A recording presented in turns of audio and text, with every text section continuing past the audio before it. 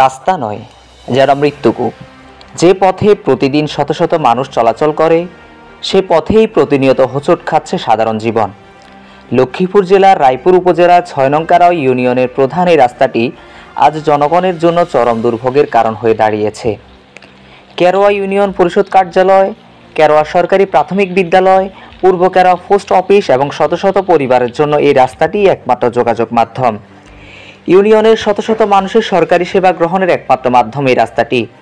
Union পরিষদের চাল বিতরণ, বিভিন্ন সভা সমাবেশ, সনদপত্র গ্রহণ বা সহায়তা নিতে এসে মানুষ পড়ছে চরম দুর্ভোগে। প্রায় ৩০০ মিটার দীর্ঘ এই রাস্তাটির ২৭০ মিটার পাকা হলেও শেষ ৩০ মিটার জায়গা দখল করে তৈরি করা হয়েছে দোকানপাট। স্থানীয়রা জানান, এখানে ইউনিয়ন পরিষদ, সরকারি প্রাথমিক বিদ্যালয় এবং পূর্ব কেরোয়া পোস্ট অফিস, তিনটা প্রতিষ্ঠান, পশ্চিম পাশে মসজিদ, পূর্ব পাশে মালিকানা সম্পত্তি। এই রাস্তার উপরে ৩০ ফুট দোকানঘর, ফাঁকা দোকানঘর নির্মাণ করে আছে অবৈধভাবে। দীর্ঘদিন যাবৎ এটা নিয়ে অনেক আলোচনা সমালোচনা, কিন্তু সংস্কার হইতেছে না। ৩০০ মিটার রাস্তার মধ্যে ২৭০ মিটার হয়ে গেছে অলরেডি।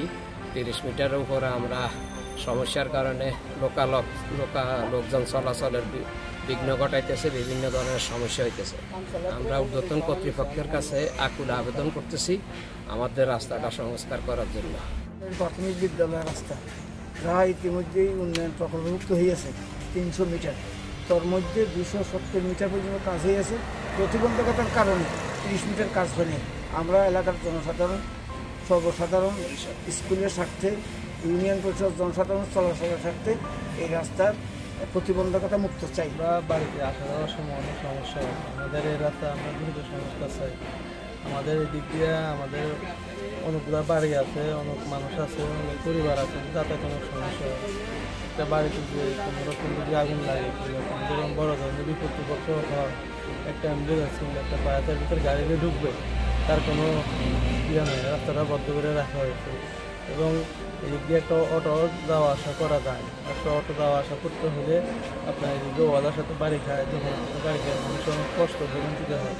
একটু বৃষ্টি হলে এই যে পিছনে যে রাস্তাটা, এখানে অনেক পানি এবং ফ্যাট জমে থাকে, আমাদের অনেক সমস্যা হতে।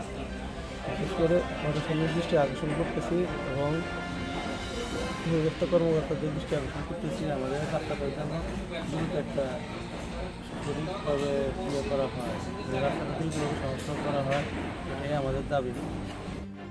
রাস্তার উপর দোকান থাকাতে একটা অটো রিক্সা ঢুকতে পারে না, খুব মানুষের ভোগান্তি। ৬ নম্বর কারো মানুষের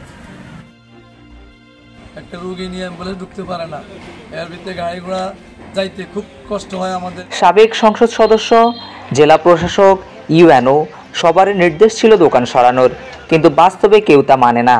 একটি রাস্তা যখন দখল হয়ে যায়, জনগণের অধিকারও যেন দমবন্ধ হয়ে পড়ে। এটি শুধু রাস্তা নয়, এটা চিকিৎসার রাস্তা, শিক্ষার রাস্তা, সেবার রাস্তা, আর হাজারো সাধারণ মানুষের প্রাণের রাস্তা, যাতায়াতের রাস্তা।